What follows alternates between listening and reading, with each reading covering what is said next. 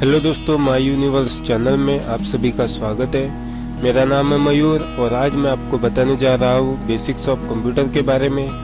Basics of computer के ऊपर ये मेरी पहली वीडियो है जो आएंगी आपके जीवन भर काम में, और आने वाले दिनों में इस तरह की ढेर सारी वीडियो मैं यूट्यूब के ऊपर डालने जा रहा हूँ। तो इसीलिए आप मेरे इस चैनल को लाइक और सब्सक्राइब कीजिए और साथ में बेल आइकन को भी दबा दीजिए।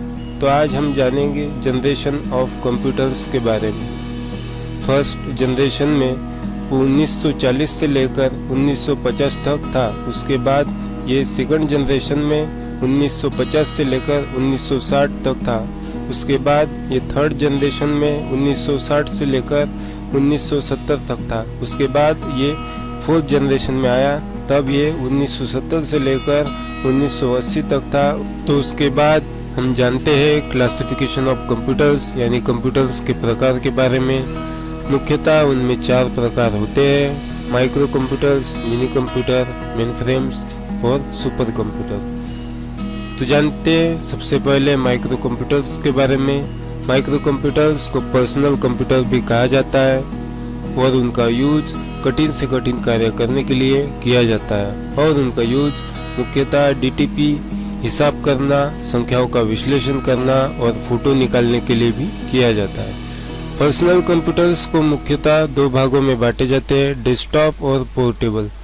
पोर्टेबल में डिफरेंसेस यह है कि उनका यूज हम हर जगह कर सकते हैं, उसे हम किसी भी जगह ले जा सकते हैं, जबकि डेस्कटॉप कंप्यूटर को हम हर जगह यूज नहीं कर सकते।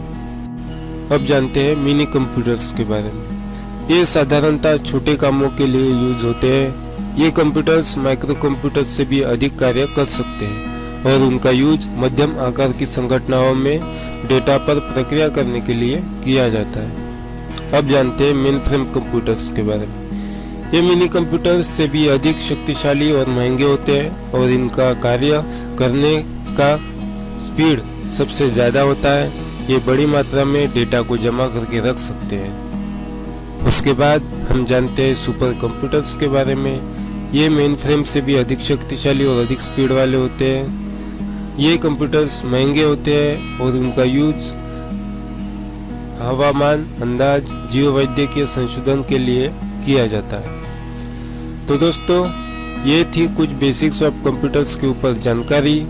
अगर आपको ये वीडियो पसंद आई तो जाते जाते इसे लाइक और सब्सक्राइब जरूर करना। तो मिलते हैं एक नई वीडियो के साथ, तब तक के लिए जय हिंद।